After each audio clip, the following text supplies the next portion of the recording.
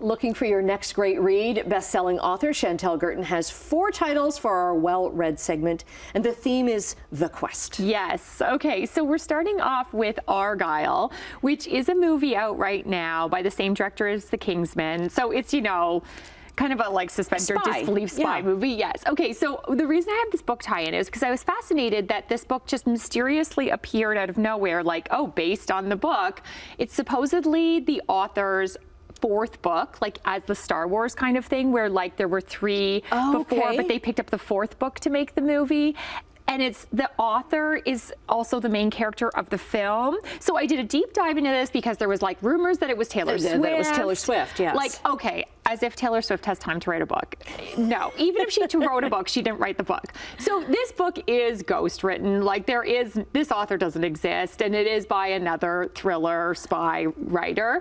But I think it's really actually fun. It's a fun read that I think like can get you into the spirit if you're like into that kind of movie. That actually I think I haven't seen the movie yet, but I read this now. I think I'll like the movie. I'll like it a little bit better. Like suspend your disbelief a little bit. So anyways, I just thought it's a fun like following when they do this like a movie tie-in book. Okay. Yeah. All right, the next one is The Search Party, and your copy here is so well worn. That is the sign of a great book. Yes, and I really love this book. So this is the story of some old friends who reunite for a reunion. A couple, they have moved out of London, England, into the kind of country. They've invited everyone out for the weekend with their kids.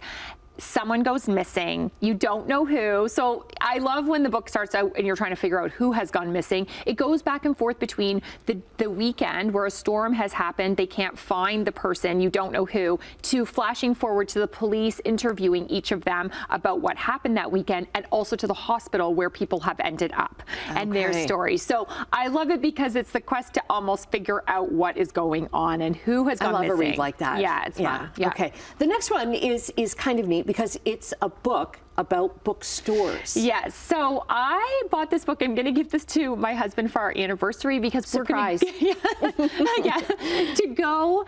I want to go to Nashville to go to Ann Patchett's bookstore there. So we're going to do a trip there. But this is a great way, like if you want to base your travels, if you are a book nerd like me, like to travel. There are a few here in Canada. There's the closest one to Hamilton is in Toronto. They've put Queen Books, which is on Queen East in Toronto. Very cute bookstore. So it's kind of nice, and you can like get inspired. There's beautiful photos inside this book as well. So I feel like some of them even say like inspire for your own home library, you know.